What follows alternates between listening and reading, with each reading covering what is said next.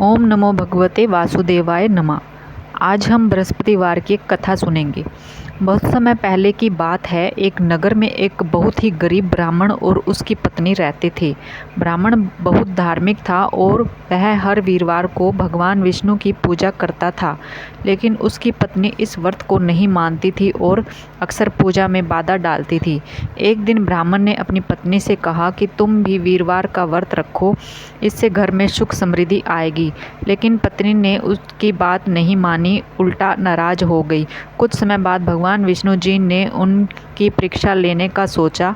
वे एक साधु के रूप में उनके घर आए। उस समय ब्राह्मण घर पर नहीं थे। साधु ने ब्राह्मणी से कहा, मुझे भोजन चाहिए।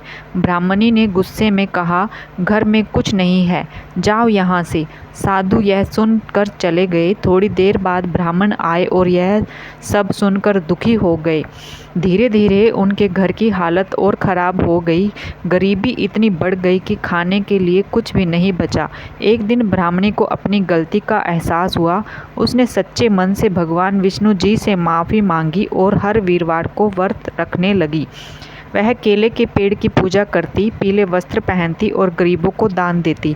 कुछ समय में भगवान विष्णु जी प्रसन्न हुए और उनके घर में धन, सुख और शांति लौट आई। इस कथा से हमें यह संदेश मिलता है कि सच्चे मन से वीरवार का व्रत करता है, भगवान विष्णु जी उसकी सभी इच्छाएं पूरी करते हैं। श्रद्धा और विश्वास से किया गया व्रत जीवन में सुख समृद्धि लाता है। बोलिए विष्णु भगवान की जय, माँ लक्ष्मी की जय।